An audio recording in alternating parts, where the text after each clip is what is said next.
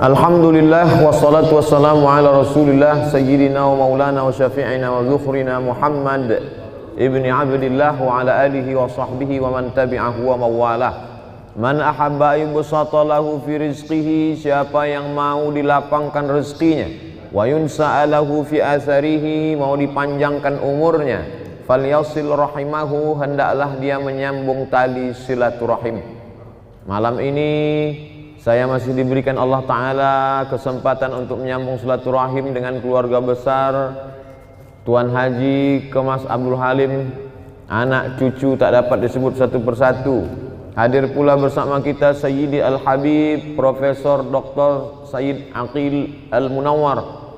Bersama kita para habaib Sayyidi Al-Habib Mahdi bin Syihab, Habib Qasim, Ustadz Solhas, Ustadz Taqwa, Ustadz Kemas Ali, Ustadz King, dari King sampai Queen ada semua.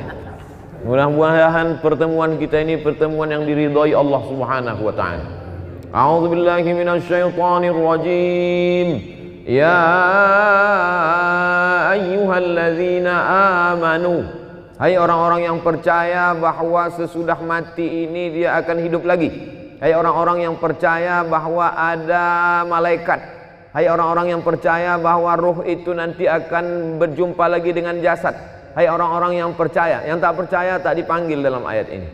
Ya ayyuhalladzina amanu, hai orang-orang yang percaya bahwa Allah itu ada. Kalau kau rasakan bahwa dunia ini sempit, bahwa akhirat itu lapang, kalau kau sangka bahwa Allah itu tak ada, Tuhan itu tak ada ketika ujian datang, maka sesungguhnya dia maha ada. Ya ayyuhalladzina amanu, hai orang-orang yang percaya, ista'inu, minta tolonglah kepada Allah dengan dua cara. Pertama, bis-sabri, dengan sabar. Sabar itu artinya menahan. Makanya dalam hadis dikatakan laisa minna man darabal khudud wa syaqqal juyub. Siapa yang memukul-mukul pipi, menarik-narik rambut, bukan umat Nabi Muhammad SAW. Tak bisa dia tak bisa ditahannya tangannya. Maka siapa yang memukul-mukul pipi, menarik-narik rambut, maka bukan umat Nabi Muhammad SAW. Maka niyahah haram hukumnya. Meratap, lidah bisa ditahan, tangan bisa ditahan, tapi ada yang tak bisa ditahan, tetesan air mata. Maka ketika Ibrahim, anak Nabi dari Maria Al-Qibtiyah, meninggal dunia, menetes air mata Nabi. Sahabat bertanya, "Ama tarla ya Rasulullah? Apakah engkau tidak ridha dengan kematian ini ya Rasulullah?" Kata Rasul, "Aku ridha." Kalau memang ridha, kenapa menangis? Tetesan kasih sayang. Jadi menangis tak apa-apa.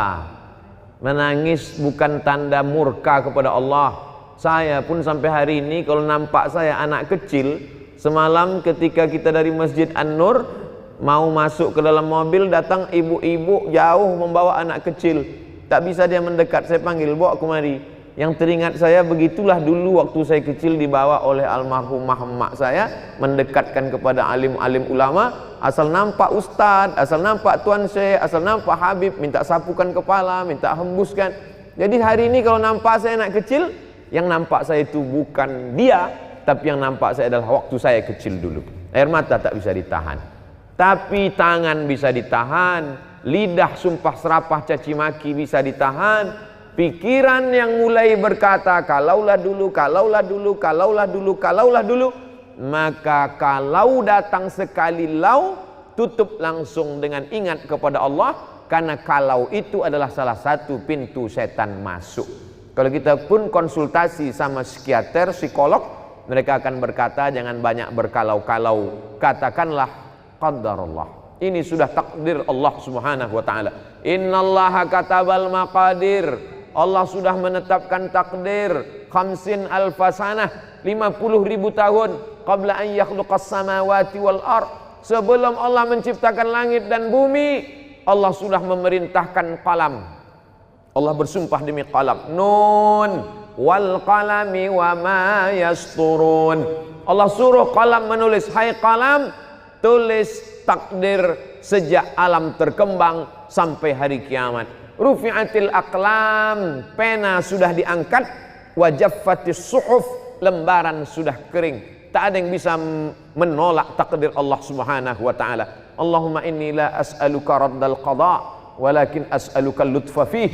Aku tak minta supaya kau tolak takdirku itu ya Allah, aku cuma ingin kau berikan kelembutan pada takdir itu. Makanya ada satu amal yang lebih hebat daripada mati syahid, lebih hebat daripada jihad, lebih hebat daripada haji mabrur, lebih hebat daripada puasa sunat, lebih hebat daripada membangun masjid. Apa amal itu? Ridha menerima takdir Allah Subhanahu wa taala. Makanya kata Imam Al-Qushairi dalam risalah Al-Qushairiyah, aku tahu kapan Allah ridha kepadaku. Nah, itu bukti ridha Allah. Aku tahu kapan Allah ridha kepadaku. Dari mana engkau tahu Allah ridha kepadamu? Ketika aku ridha menerima takdir Allah, disitulah aku berarti diridhai Allah Subhanahu wa taala.